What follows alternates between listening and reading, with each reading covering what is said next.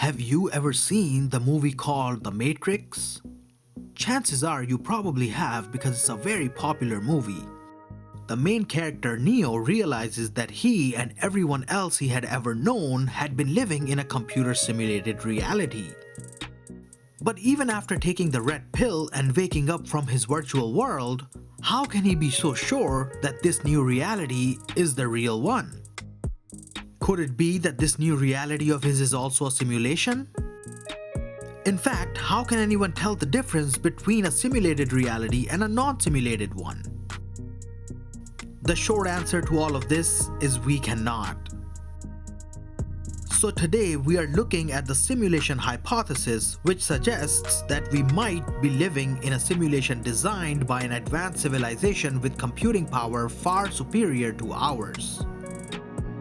But before we begin, make sure to subscribe to our channel for more content ahead.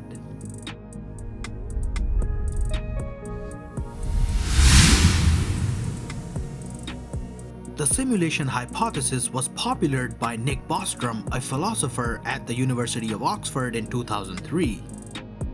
He proposed that members of an advanced civilization with enormous computing power may run simulations of their ancestors, perhaps to learn about their culture and history. If this is the case, he reasoned, then they may have run many simulations, making a vast majority of minds that exist today simulated rather than original and organic. So there's a high chance that you and everyone you know might just be a simulation. Don't buy it? There's more.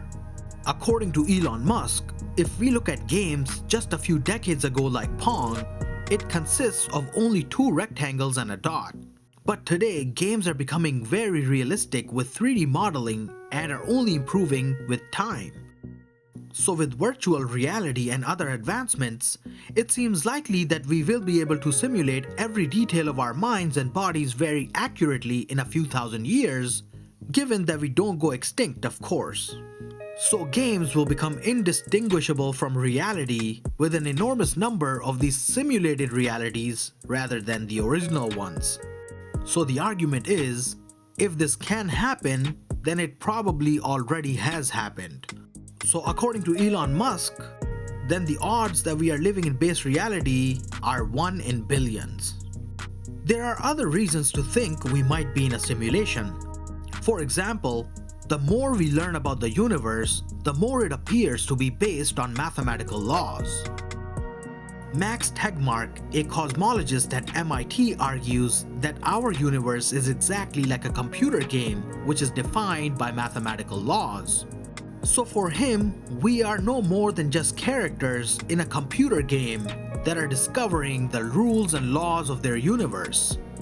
But with our current understanding of the universe, it seems impossible to simulate the entire universe given a potentially infinite number of things within it. But would we even need to? All we need to simulate is the actual minds that are occupying the simulated reality and their immediate surroundings. For example, when playing a game, new environments render as the player approaches them. There is no need for those environments to exist prior to the character approaching them, since this can save a lot of computing power. This can be especially true of simulations that are as big as our universe. So it could be argued that distant galaxies, atoms, and anything that we are actively not observing simply does not exist. All these things render into existence once someone starts to observe them.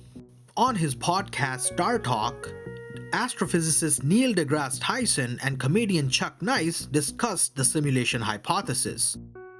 Nice suggested that there may be a finite limit to the speed of light because if there wasn't, we would be able to reach other galaxies very quickly. Tyson was surprised by the statement and further added that the programmer must have put this limit to make sure we cannot get to faraway places before the programmer has the time to program them. Now, we do not know for sure if we live in a simulation or not. Whether it is true or false, it would most likely have no effect on our existence here. So we should just relax and live the best life we possibly can. And if we really are simulations living in a powerful computer, then we should all just hope that our programmer doesn't pull the plug on us too soon. Oh, and maybe drop some extra cash our way while they're at it. This brings us to the end of this video. Do you think we're living in a simulation? What are some counter-arguments for this? Let us know in the comments down below.